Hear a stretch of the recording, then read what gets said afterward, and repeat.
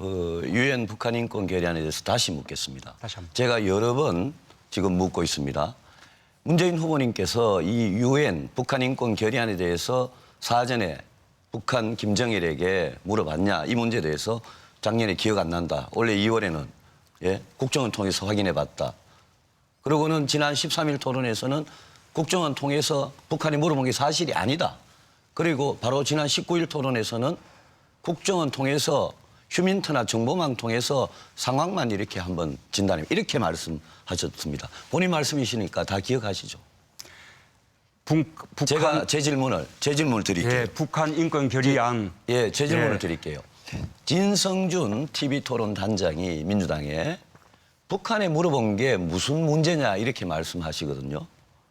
그리고 당시에 노무현 정부 때 천호선 대변인의 11월 20일 날 최종 결정했다는 거. 버시바우 당시 주한 미국 대사의 정언, 또 최근에 바로 그제 나온 김만복 당시 국정원장이 북한에 물어봤다고 지금 정언을 하고 있습니다. 그래서 이 문제는 저는 비록 10년 전의 일이지만 북한의 인권이라는 매우 중요한 문제에 대해서 문재인 후보께서 지금 만약 거짓말을 하고 계신다면 저는 후보 자격이 없다고 생각합니다. 이게 만약 거짓말로 지금 이 들통이 날까 봐 계속 지금 말 바꾸기를 하는 거 아니냐 이런 느낌이 들고요. 이런 중요한 문제를 가지고 북한에 사전 물어본다? 저는 있을 수 없는 일이라고 생각합니다. 북한 인권을 가지고 김정일에게 물어본다? 답은 뻔하지 않습니까? 이 문제에 대해서 지금 진실이 뭔지 이 자리에서 좀 밝혀주십시오. 예. 네, 문재인 후보. 지난번에 홍준표 후보가 저에게 거짓말 이런 표현을 썼는데 유승민 후보가 또다시 거짓말이라는 표현을 썼습니다. 제대로 확인해 보시기 바랍니다. 여러 번 말씀드렸다시피 사실이 아닙니다. 오늘 그 당시 11월 16일 대통령 주재회의에서 대통령이 기권으로 결론을 내렸다라고 그 회의에서 배석하고 기록했던 당시 연설기획비서관이 그 경위를 밝혔습니다. 또한 11월 18일 날 회의에서 배석에서 역시 회의 내용을 기록했던 당시 국가안보전략비서관이 또 당시의 녹취록과 함께 사실관계를 밝혔습니다. 다시 한번 확인해 보시고. 문 후보님. 제가 예. 끊지 마세요. 끊지 마세요. 다시 한번 확인해 보시고 그래도 의문이 있으면 다음 토론자 질문해 주시기 바라고. 김반복 원장의 정언도 똑같은 맥락입니다. 지금 김반복 원장의 정언까지도 왜곡해서 지금 이야기하고 있는데 그러시면 안 됩니다. 저는 우리 유승민 후보님 우리 아주 합리적인 개혁적인 보수 그렇게 우리가 느껴왔는데 이 대선 길목에 또다시 구태연한 색깔로 이제 좀 실망스럽다는 말씀을 드리고요. 자, 우리 홍준표 후보님은 아까 저를 또 제가 말씀드릴게요. 예. 제가 그 점에 공방이 아닙니다. 지금은 문재인 후보 발언 순서입니다. 네. 네. 방해하지 마시고요. 홍준표 의원님은 저를 또 아까 금명하셨기 때문에 이명박 정권 그다음에 박근혜 정권 사람들의 아주 특징이 끊임없이 남 탓을 하는 겁니다. 지금 북핵 문제도 이렇게 위기 상황을 만들어 놓고 끊임없이 그 앞의 10년 이전의 과거 정부 탓을 합니다. 지금 블랙리스트도 마찬가지 아닙니까? 지금 사실관계가 다 드러났는데 그에 대해서 사과할 생각은 하지 않고 과거 정부에서 그렇게 했다라고 또 뒤집어 씌우기로 면피하라고 하지 않습니까? 만에 하나 지난번 정부에서 그런 일도 없었지만 설령 그런 일이 있었다 하더라도 이제 10년 세월이 흘렀으면 그때 그것을 거울 삼아서 이제는 우리가 발전해 나가야죠. 어떻게 그렇게 끊임없이 과거 정부 탓을 합니까? 언제 이렇게 나라 발전하겠습니까?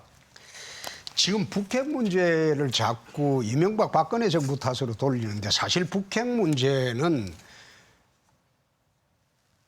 그 DJ 노무현 정부 시절에 70억 불을 북한에 돈을 주었기 때문에 그 돈이 핵이 돼서 돌아온 겁니다. 그래서 지금의 북핵의 위기에 처하게 된 겁니다. 제가 이제 방금 그 유승민 후보께서 말씀을 하셨는데 지난번에 이제 여러 가지 이야기 중에서 문재인 후보 내 거짓말 한 걸 내 쭉 한번 이야기를 하겠습니다. 제일 첫째가 노무현 일가 640만 달러 수수를 갖다가 그런 일이 없다고 했습니다. 이거 거짓말입니다. 두 번째, 여기에 송민순 장관 관련 이야기, 이것도 제가 보건대는 송민순 장관 정언에 의하면 거짓말입니다. 세 번째, 노정권 기무사령관 송영건 의원이 폭로한 거 보면 국가보안법 폐지, 이거 그 문재인 후보 운명이란 책에 327면에 그 나와 있어요. 이 폐지 못해서 자기가 후회스러웠다고요. 이것도 거짓말입니다. 네 번째가 대북 송금 지원한 거, 이게 8조가량 지원하고 이명박 정부에서 지원한 것보다 오히려 많았다. 이것도 거짓말입니다. 또 아들 황제 취업, 황제 휴직 관련, 이것도 거짓말입니다. 여섯 번째, 대선 불출마하고 정계 은퇴를 하겠다. 이걸 갖다가 2003년 1월, 2012년 12월, 2016년 4월 세 번에 걸쳐서 정계 은퇴하겠다. 이렇게 한 것도 지금 다 거짓말입니다.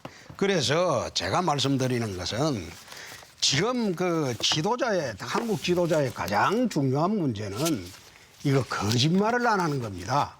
자기가 잘못했으면 솔직히 잘못된 거 인정하고 그래 넘어가야지, 거짓말을 그래 해서는 지도자 자격이 없습니다. 네, 유승민 후보가 먼저 발언 신청을 했습니다. 네. 유승민 후보 먼저 아니요, 그러시면 하시고 그다음에 되는가요? 문재인 후보 네. 하십니다. 자, 문 후보님, 저에 대해서, 저희 문제 제기에 대해서 색깔론이라고 그러십니다. 근데 대통령 될 사람이 이런 북한 인권이나 사드나 주한미군 뭐 한미동맹이나 주한미군 연합훈련이나 이런 문제에 대해서 만약 대통령 되셔가지고 북한이 김정은에게 미리 통보를 한다든지 물어본다든지 이러면 안 되지 않습니까? 이게 왜 색깔론입니까? 저보고 개혁적 보수, 합리적 보수라고 그러시면 실망하셨다 그러는데 이게 왜 색깔론입니까? 지금 방금 그런 이야기 나왔지만 문재인 후보님께서 이 문제에 대해서 말을 벌써 공개적으로 4번이나 바꿨습니다. 그리고 오늘 민주당의 대변인 저 다 읽어보고 나왔습니다. 거기도 11월 16일 날 노무현 대통령이 기권 결정을 했다 이러는데 11월 18일 날 또 청와대에서 회의를 했습니다. 왜 했습니까? 기권 결정 최종적으로 안 했기 때문에 주무장관인 송민순 외교부 장관이 반대하기 때문에 또 회의를 한 겁니다. 그 회의가 11월 20일 날 싱가포르까지 계속 가는 겁니다. 그래서 그러면 이 문제에 대해서 만약 문재인 후보님 발언이 그게 거짓말로 드러나면 후보 사퇴하실 용의가 있으신지 물어보고 싶고 이 문제에 대해서 당장 국회 정보위나 운영위를 열어서 청와대 자료, 국정원 자료 우리 5당이 같이 다 보자. 대선 전에 다 보자. 이렇게 말씀하실 용의가 있으신지 이 자리에서 좀 말씀해 보십시오. 네, 먼저. 네. 네, 심상정 후보 먼저 하시죠. 저는 좀 답답한데요. 우리 유승민 후보님 건전 보수, 합리적 보수를 추구하시는 분인데 이 문제에서 중요한 것은 그래서 정부 결정이 잘 된 것이냐 잘못된 것이냐지 진실공방이 저는 아니라고 봅니다. 아닙니다. 늘 정치권에서 보면 이런 문제를 진실공방으로 끌고 들어가서 이전 투구하는 식으로 이거 저 고질병이라고 생각해요. 제가 한번 깊이 생각해 봤습니다. 지난번 논의도 있고 해서 제가 그 당시에 대통령이었다면 저는 기권 결정을 했을 겁니다. 지금 우리 국민들은 새누리당 정권에서 한 10년 동안 너무나 적대적으로 지금 대치 관계에 있기 때문에 상상이 잘 안 되지만은 그때를 한번 생각을 해보십시오. 남북 정상회담이 이루어지고 총리급 회담, 부총리급 회담, 또 국방장관 회담 줄지어서 있고 육자회담도 열렸던 때입니다. 남북이 평화로 가는 절호의 기회인데 그런 기회에 대한민국 대통령은 그 기회를 살리는 정무적 판단을 중심에 두는 것이 저는 당연하다고 생각합니다. 그리고 동맹국이나 우방국에도 충분히 설명을 통해서 양해가 가능한 일이다. 그러면 우리 유승민 후보는 대통령 되시면은 북한하고 대화 안 하실 겁니까? 그냥 적대적으로 하고 담사실 겁니까? 한번 이야기를 해보세요. 제가 답변해도 됩니까? 네, 하시죠. 제가 대통령이 되면 북한하고 당장은 대화 안 하겠습니다. 대화 채널은 언제든지 유지하겠습니다. 전쟁을 해도 대화는 합니다. 그렇지만 지금과 같이 핵미사일이 위중한 시기에 무슨 결실을 얻겠다고 대화를 합니까? 대화란 것은 힘의 우위를 바탕으로 해야 효과가 있는 거고요.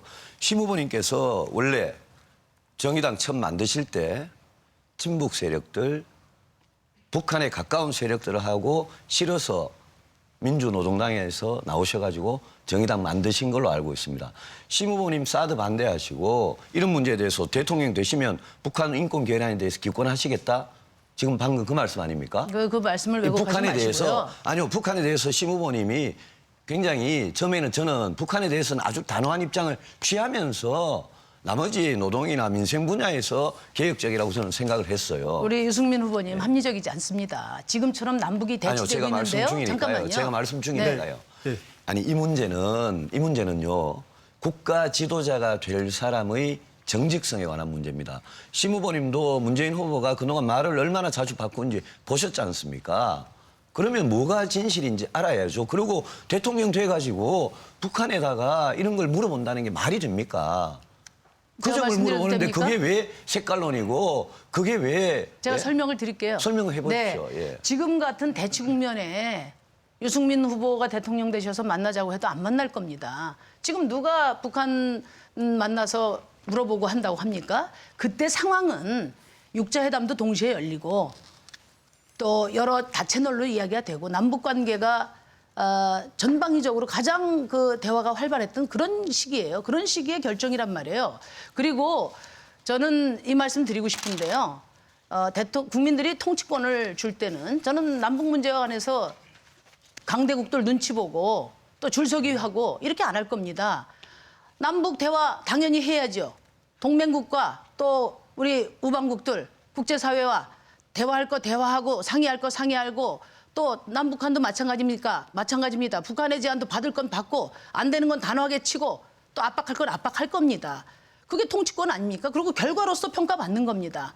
북한의 뜻대로 해서 그 기권 결정했다 이런 말씀하시는데 저는 뭐 내용은 잘 모르겠습니다만은 송민순 장관의 회고록을 보더라도 16일, 18일 그때도 다수가 우리나라의 정책 당국자들의 다수가 기권이고 자기만 찬성했다고 이야기를 했어요. 그러면 북한의 의견을 물어본 이후에 그 다수 기조가 바뀌었으면 그 얘기가 타당합니다. 뭐가 문제라는 겁니까 도대체?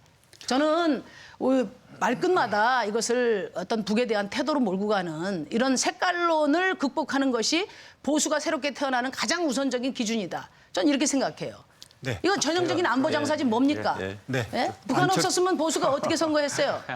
아닙니다. 아유, 그걸 왜 북한을 선거에 이용한다고 그렇게 말씀하십니까? 저는 심 후보님, 이 북한 문제를 가지고 심 후보님 같이 그렇게 이야기하는 건 문재인 후보 입장하고 다를 게 아무것도 없습니다. 다릅니다. 제가 말씀드릴게요. 아니요, 똑같아요. 아니 말씀드릴게요. 예? 잠깐만 엮지 그리고 마십시오. 아니요, 저한테만 또 이야기하세요. 똑같고요. 그렇게, 예. 이런 중요한 문제를 가지고 유엔 인권 결의안 그 전에 노무현 정부 안에서도 찬성한 적이 있지 않습니까? 예? 그런데 그 입장을 왜 바꿉니까?